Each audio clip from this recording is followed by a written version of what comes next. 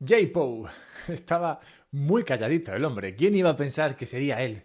Con su cara de no haber roto un plato en su vida, ¿quién amargaría las navidades? ¿Cuál Grinch? Robando la Navidad, sus palabras tumbaron los mercados tiñendo de rojo todos los valores. Todos no. Se salvó United Healthcare, cuyo presidente fue asesinado hace unos días. Un buen detalle, supongo.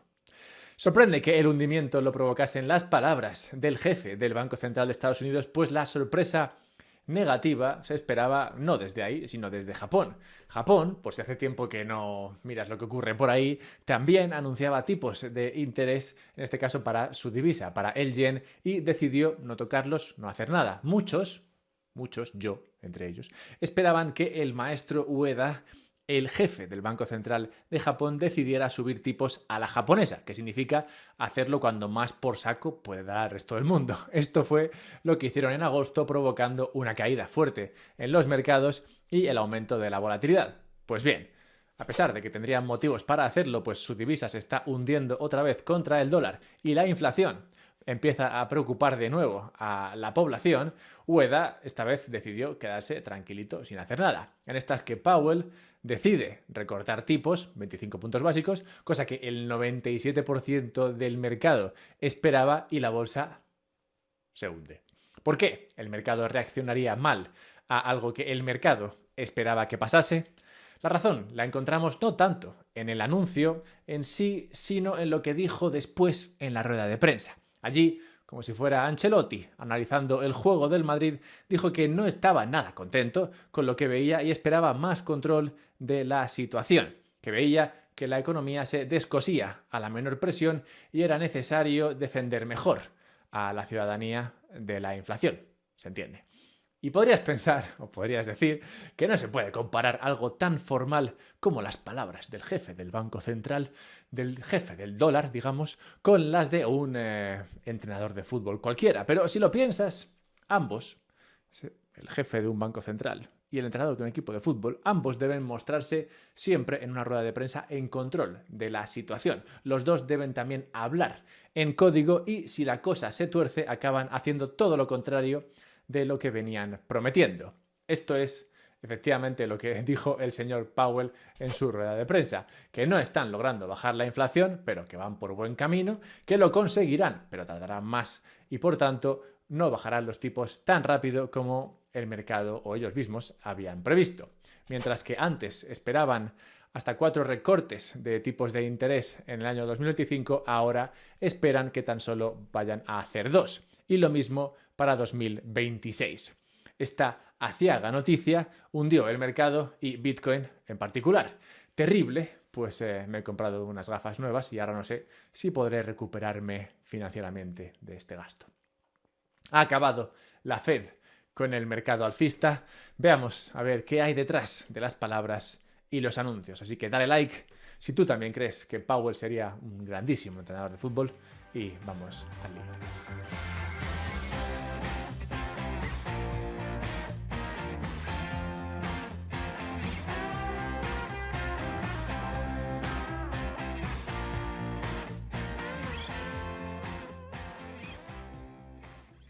Igual que solo conocemos el bien, porque existe el mal, para entender este movimiento tan particular de los mercados, tenemos que empezar preguntándonos qué expectativas, qué esperaba el mercado de lo que pasaría con los precios para los próximos meses. En este sentido, viene muy al caso un tuit de mi amigo Pobre Millennial, en el que compartía su visión para los años 2025 y 2026. Ahí decía que esperaba un mercado alcista hasta la inauguración de Trump el 20 de enero, una caída después y en general un buen rendimiento en bolsa y Bitcoin hasta finales del año 25 y principios del 26, cuando el mercado se tornaría negativo.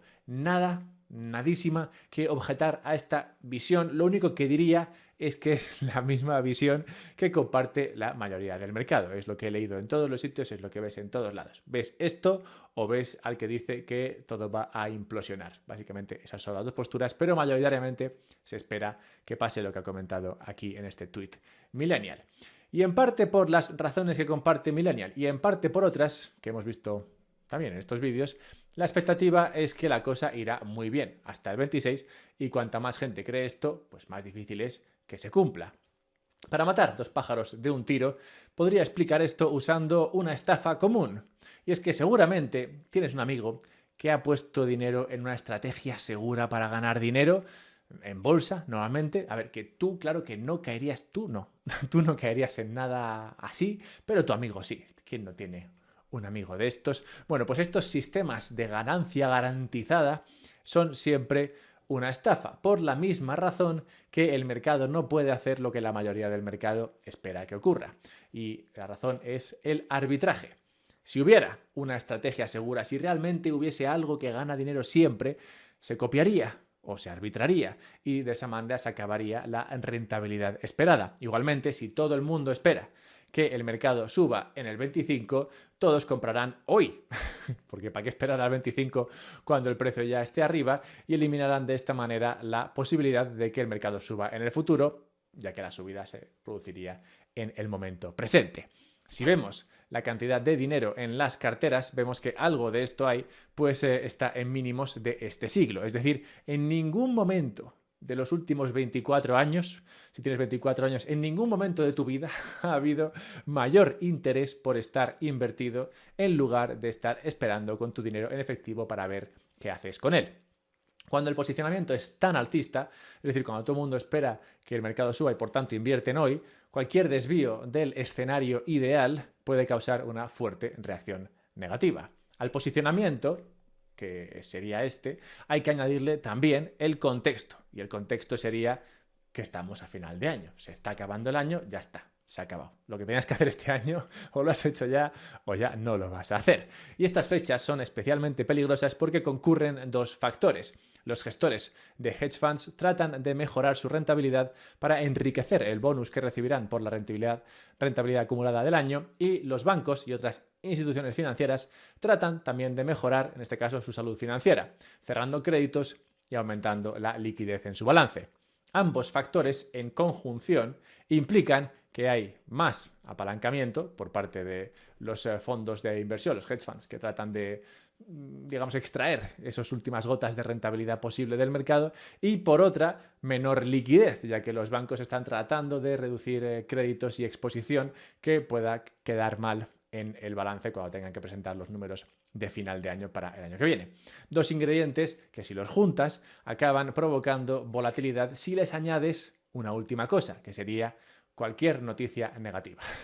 Y Powell diciendo que los tipos de interés se van a mantener más elevados de lo que se esperaba, parece que ha sido suficiente para romper lo que parecía y apuntaba a ser un buen fin de año.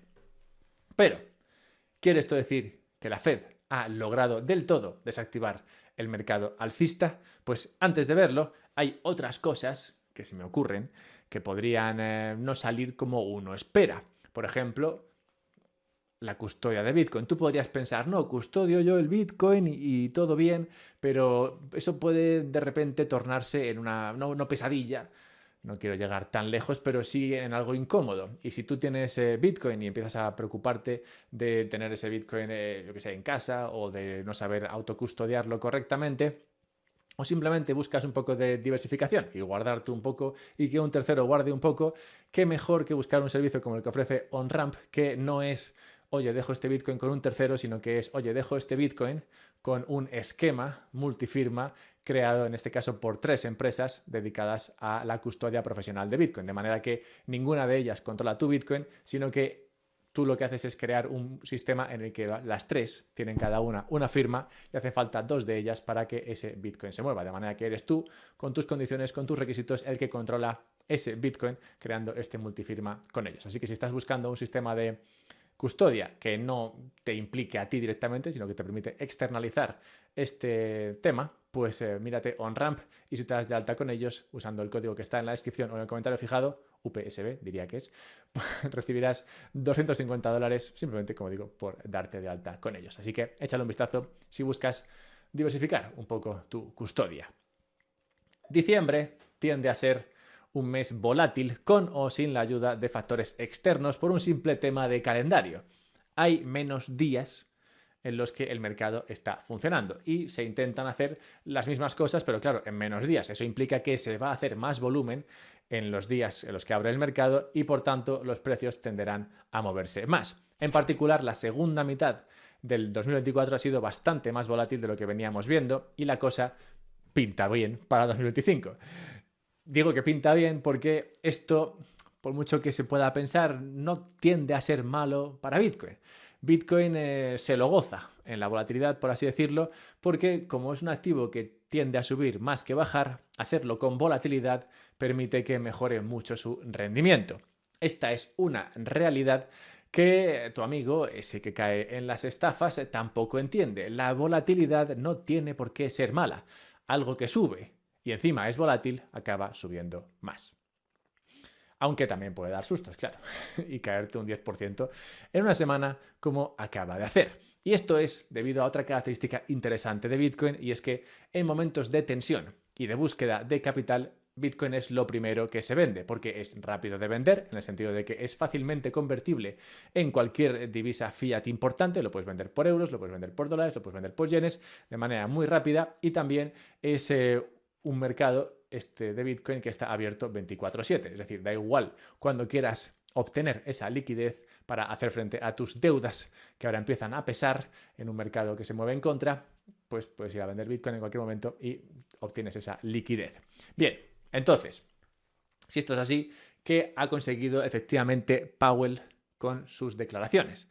Bueno, pues lo que ha conseguido es subir el precio esperado o las expectativas de precio de la financiación a futuro, lo que reduce las expectativas a su vez de crecimiento de las acciones. Pues las acciones se valoran con ese descuento de flujos de caja, bueno, que si se tienen que descontar a un tipo de interés mayor, pues claramente ofrecen un valor objetivo actual presente menor.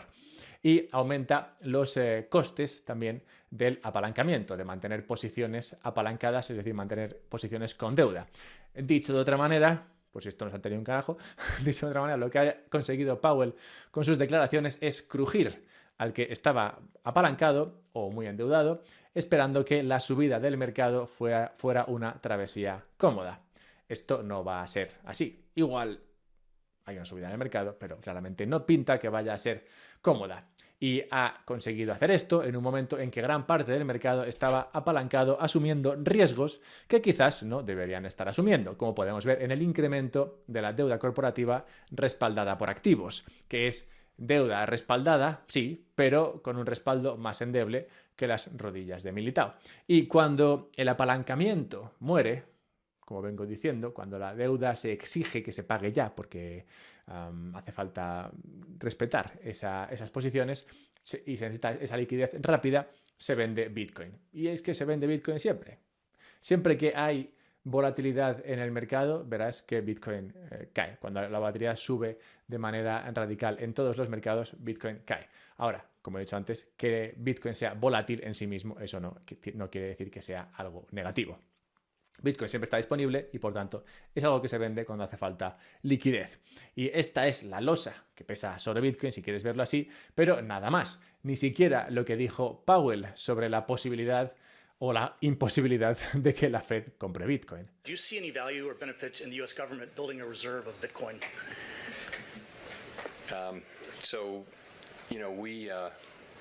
We're not allowed to own Bitcoin. Efectivamente, la Fed no puede tener Bitcoin. La Fed no puede ir y comprar Bitcoin para sí misma.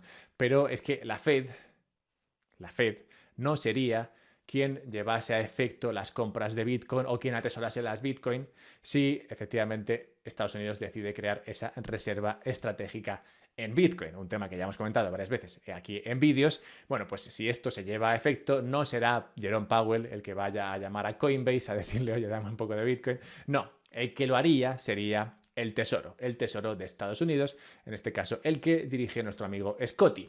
Y hablando del Tesoro, aquí llegamos a lo que me parece a mí realmente importante. Ahí está la llave para saber si el mercado alcista vive o muere, no tanto en lo que diga el señor Powell, que puede ser relevante, pero no me parece que sea lo más importante. Si el bono a 10 años, si el bono estadounidense a 10 años sigue su escalada hacia el 5% de interés, es decir, si los intereses que paga la deuda de Estados Unidos a 10 años vuelven a acercarse al 5% e incluso lo superan, entonces ahí sí que estaríamos en una situación en la que podríamos empezar a hablar de que la cosa, la economía, la situación financiera está más fea de lo que parece. Pero claro, si esa deuda estadounidense sube por encima del 5%, empezaría a ser muy preocupante para las finanzas de Estados Unidos, para la misma financiación del Estado. Y me pregunto si podrá acaso Jerome Powell, el jefe de la Fed, permitir eso, permitir que los tipos de interés suban por encima del 5% en la deuda a 10 años, algo que, como digo, acercaría mucho la ruina a Estados Unidos bajo el peso de su deuda.